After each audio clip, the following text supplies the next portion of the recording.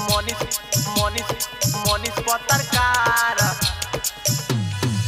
CM बन सुन तू ही अबकी बार सीएम बन सुन तू ही अबकी बार मंचला रिकॉर्डिंग स्टूडियो देश के कोना कोना भटके बिहारी करी है का भाई बारे बेरोजगारी। देश के कोना कोना भटके बिहारी करी है का भाई बारे बेरोजगारी।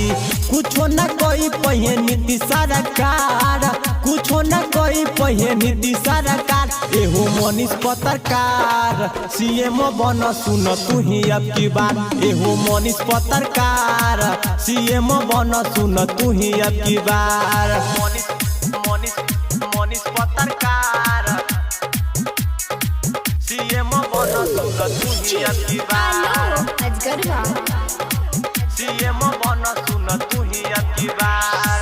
बारह बिहार के सुनाए भैया शेर तू ये कलावता ताहरा के जेलऊ भेजी दिहले हनेवता। बारह बिहार के सुनाए भैया शेर तू ये कलावता ताहरा के जेलऊ भेजी दिहले हनेवता। सभे करता तोहर इंतजार सभे करता तोहर इंतजार। एहो मनीष पत्रकार सीएम बन सुन तू ही अबकी बार। एहो मनीष पत्रकार सीएम बन सुन तू ही अबकी बार। मनीष पत्रकार सीएम बन सुन तू ही अबकी बार सीएम बन सुन तू ही अबकी बार।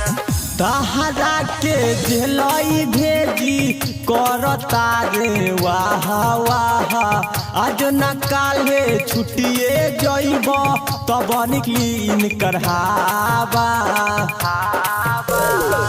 तहरा के जेलई भेजी करता रे वाह वाह आज न काले छुट्टिए जइब तब निकली इनकर हावा।